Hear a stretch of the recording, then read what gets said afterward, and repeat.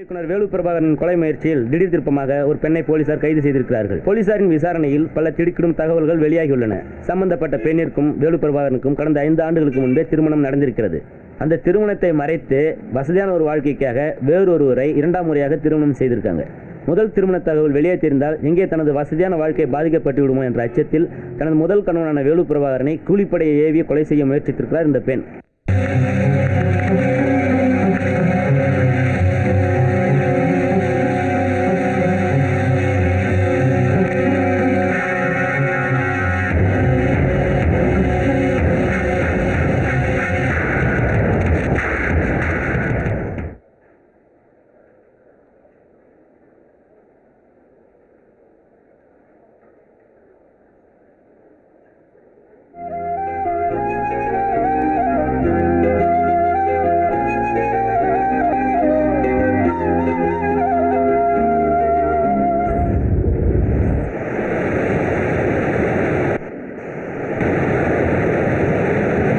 இந்த பெண்கள்லாம் எப்படி ஒரு கோலத்தில் இருக்கிறாங்க பாருங்கள்.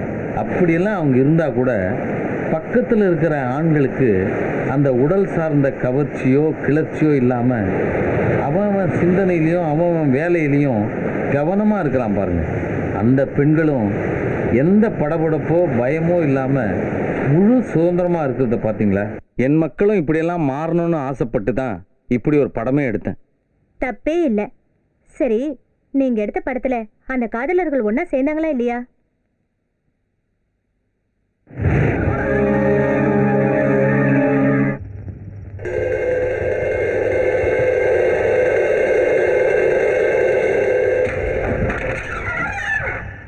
அப்பா, ராணி எங்கப்பா? அப்பா, நாங்க வேணா இந்த ஊர் விட்டு ஓடி போய் எங்கேயாச்சும் போயிச்சுக்கிறோம்ப்பா.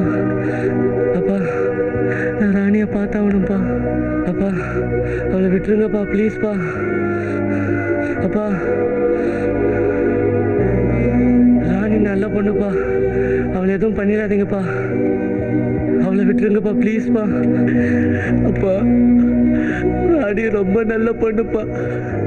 அவள் கர்ப்பமா வேற இருக்காப்பா. அவளை எதுவும் பண்ணிடலையே.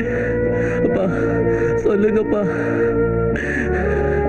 அப்பா, உங்களை கையெடுத்து கும்பிட்றப்பா. அவள் இல்லாமலே என்னால் வாழ முடியாதுப்பா.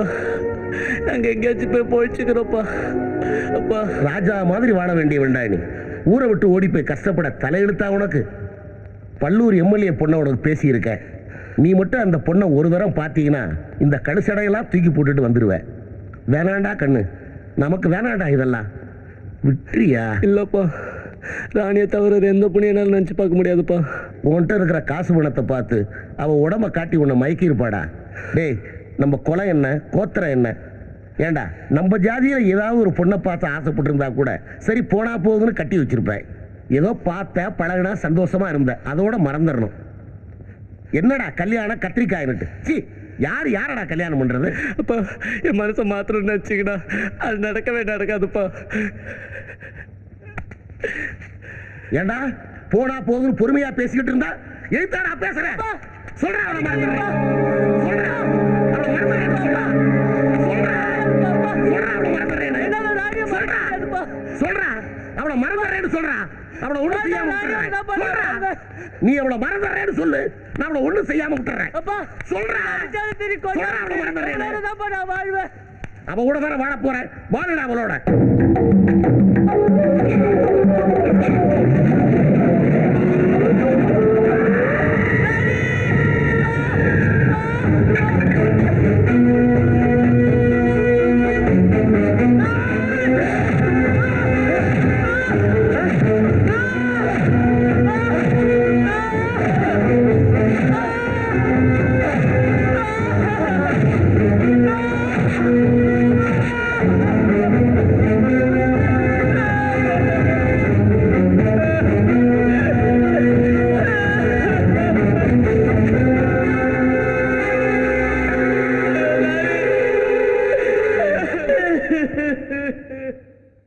காதல்னு ஒண்ணும் இல்லவே இல்லைங்கிறீங்க. இல்லவே இல்லை. ஆனா நீங்க எடுத்த படத்துல தன்னோட காதலியை கொன்னதுக்காக அவனோட அப்பான்னு கூட பார்க்காம கொள்றானே, காதல் தானே? அவன் அதை அப்படி தான் நினச்சிக்கிட்டு இருக்கிறான். அதே மாதிரி இந்த சமூகமும் அதை அப்படி தான் நினைக்குது. ஆனால் அதனுடைய அடிப்படையே காமம் தான் சொல்றேன். இல்ல, காதல்னு ஒண்ணு இருக்கு. எல்லாத்தையும் தாண்டி உண்மையான காதல்னு ஒண்ணு இருக்கு. நான் உங்களை காதலிக்கிறேன்.